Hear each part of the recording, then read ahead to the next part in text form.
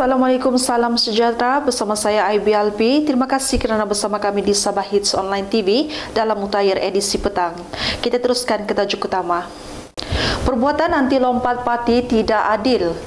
Tarikh pembukaan sempadan negara akan diumumkan. Remaja lelaki maut kepala tersangkut di enjin bot. Program gotong royong bagi membersihkan kawasan Dewan Serbaguna Kampung dan membina jalan konkret itu telah diadakan di Kampung Nontunan pada 5 Mac 2022 yang lalu. Turut bersama menjayakan program tersebut ialah Yang Berhormat Datuk Robert Tawik alias Nordin, Pembantu Menteri Kerja Raya Sabah Merangkap Adun N40 Bingkor, PPM Tuan Junior Fred Vincent dan juga Pemaju Mukim Apin Apin serta pemuda staf bahagian N40 Bingkor. Tambahan pula gotong royong ini juga turut diketuai oleh Puan Bibiana Kios selaku pengerusi JPKK dan beliau mengucapkan terima kasih kepada warga Kampung Nontunan yang meluangkan masa bagi bersama-sama hadir ke program gotong royong ini. Pada masa yang sama juga penghargaan diberikan kepada Yang Berhormat Datuk Robert Tawik atas sumbangan beliau berbentuk material kerana membina jalan konkret di Kampung Nontunan. Perkembangan terbaru dalam politik negara ini boleh dianggap sebagai satu persimpangan antara politik etnik dan agama dengan politik merentasi politik lama. Presiden Parti Bersatu Sabah Datuk Seri Dr. Maximus Ongkili berkata, ahli politik yang ingin melompat selepas menang pilihan raya mungkin akan berbuat demikian dengan cara yang lebih kreatif sekiranya akta anti lompat parti diluluskan di Parlimen kelak.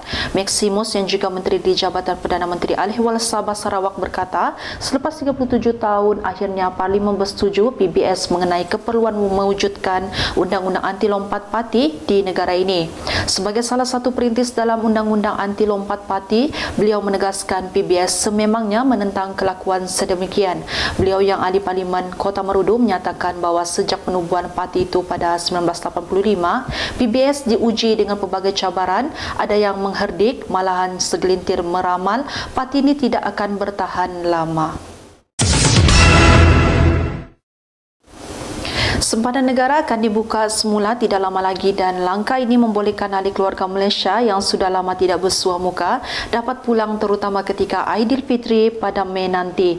Perdana Menteri Datuk Seri Ismail Sabri Yaakob membolehkan pergerakan keluar masuk antara Brunei dan Thailand. Kerajaan juga sedang dalam proses melaksanakan laluan perjalanan lengkap vaksin darat bersama kedua-dua negara. Langkah itu sebagai menambah laluan VTL sedia ada melibatkan Singapura dan Indonesia yang masih dalam perancangan. Menteri Kesihatan Khairi Jamaluddin memaklumkan Perdana Menteri dijangka mengumumkan tarikh pembukaan sempadan negara pada minggu depan. Menurut Khairi, mesyuarat Kabinet semalam sudah mencapai kata sepakat mengenai pembukaan sempadan negara dan kini menunggu hal itu diumumkan oleh Perdana Menteri. Kita kembali selepas ini. Big Coffee ni so-called Healthylicious Coffee, kita nak berubah daripada kopi yang tak sihat kepada kopi sihat. Ianya diadun menggunakan ramuan ubi merah red beet. Saya rasa pengguna hari ini bijak, mereka boleh Google apa itu red beet atau ubi beet merah yang khasiatnya diakui oleh masyarakat dunia, oleh pakar-pakar seperti pakar jantung dan sebagainya. So maka Big Coffee diadun sebegitu rupa dengan 40 gram satu sachet dengan aura kopinya rasanya yang setakat ini ramai meramalkan Big Coffee boleh menjadi kopi Malaysia bertaraf dunia. Big Coffee, terasa nikmatnya.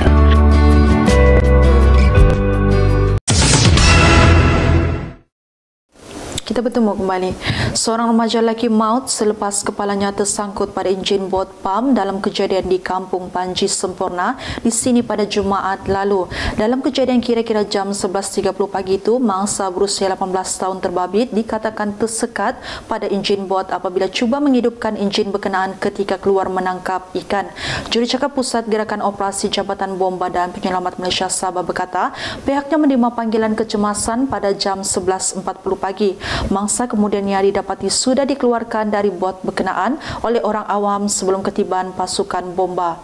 Berdasarkan maklumat ahli keluarga mangsa, kejadian dipercaya berpunca daripada lengan jaket mangsa yang terlilit pada syaf penyambung enjin bot pam ketika sedang bergerak di laut. Katanya kejadian itu menyebabkan tangannya tertarik lalu terjatuh, manakala rambut dan kepala mangsa juga tersangkut pada syaf penyambung berkenaan.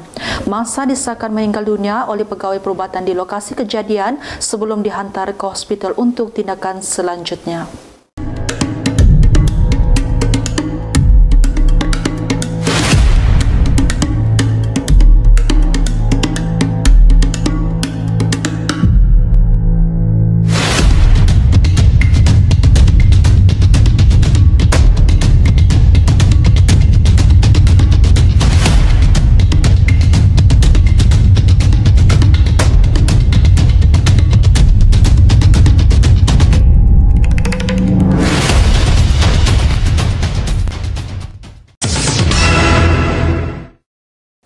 Kanak-kanak berusia 5 hingga 11 tahun kini sudah boleh mendapatkan vaksin CoronaVac Sinovac di pusat pemberian vaksin yang telah ditawarkan. Timbalan Menteri Kesihatan Datuk Dr. Nor Azami Ghazali berkata pemberian vaksin berkenaan hanya akan diberikan kepada kanak-kanak yang tidak boleh menerima vaksin Comirnaty Pfizer atas sebuah faktor kesihatan. Pada masa yang sama juga, ibu bapa turut diberikan pilihan bagi mendapatkan vaksin Sinovac kepada anak mereka sekiranya mereka tidak bersetuju dengan pemberian pelalaian jenis Pfizer, dan juga menjelaskan bahawa penawaran vaksin Sinovac di PBB yang dikendalikan oleh KKM dan PH Corp Peak Kids adalah percuma.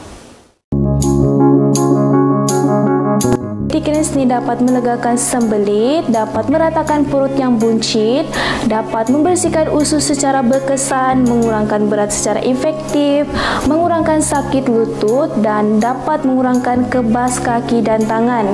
Bukan itu saja, Pretty Cleanse juga dapat membaiki sistem pernafasan, juga dapat menurunkan paras glukosa dan dapat mengawal tahap kolesterol, mengawal diet yang seimbang, dapat mengawal hormon dan mampu mengurangkan masalah obesitas.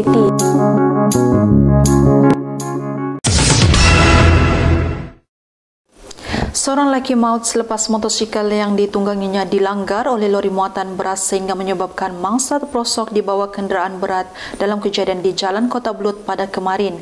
Dalam kejadian kira-kira jam 4.45 petang itu, mangsa yang berusia dalam lingkungan 40 tahun itu meninggal dunia di lokasi kejadian akibat cedera parah di bahagian kepala.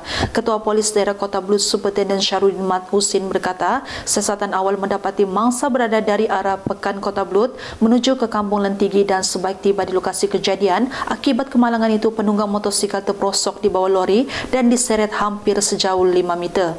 Pada masa yang sama juga, mayat mangsa dibawa ke bahagian forensik Hospital Kota Belud untuk dibedah siasat dan siasatan akan diteruskan mengikut Seksyen 41-1 Akta Pengangkutan Jalan 1987.